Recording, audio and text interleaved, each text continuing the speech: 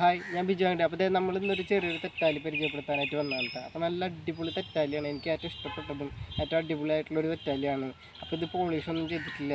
ഇത് ആ ഒരു ഇതോടുകൂടി തന്നെയാണ് കാണിച്ചു തരുന്നത്. ഇതിൻ്റെ കനം വരുന്നത് 1.5 ഇഞ്ചാണ്.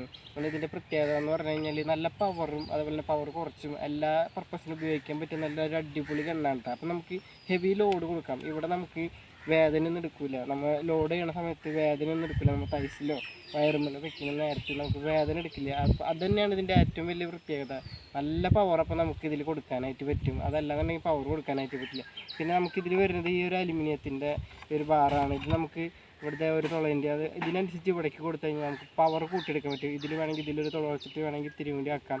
പിന്നെ ഇതിൽ വേണമെങ്കിൽ നമുക്ക് 8 mm ഇട്ടിട്ട് കൊടുക്കാം, 2 8 mm, അല്ലെങ്കിൽ ഇതിൽ വേണമെങ്കിൽ 2 അരഞ്ച് ഇട്ടിട്ട് കൊടുക്കാം. അപ്പോൾ ഹെവി പവറിലായിട്ട് നമുക്ക് ഉപയോഗിക്കാൻ പറ്റുന്ന മീഡിയം റേഞ്ചിൽ ഏറ്റവും നല്ലൊരു ഗണ്ണാണ്. എനിക്ക് ഏറ്റവും ഇഷ്ടപ്പെട്ടത് ഇത് തന്നെയാണ്. അപ്പോൾ ഇതിൻ്റെ പവർ ഞാൻ കാണിച്ചിട്ട് അപ്പോൾ അതിന് മുന്നായിട്ട് നമ്മളൊരു കാര്യം പറയാം. ഇന്നലെ നമ്മളൊരു വീഡിയോ ചെയ്തിരുന്നു, നമ്മളൊരു തെറ്റാലി റിപ്പയറിങ്ങിനായിട്ട്. അപ്പോഴാണ് നമുക്ക് മനസ്സിലായി, ആ ഒരു വീഡിയോയിലാണ് നമുക്ക് മനസ്സിലായത് ഒരുപാട് പേര് തെറ്റാലി റിപ്പയറിങ്ങിനും അതേപോലെ തന്നെ സെക്കൻഡ്സ് കൊടുക്കാനും സെക്കൻഡ്സ് എടുക്കാനും ഒരുപാട് പേരുണ്ട്.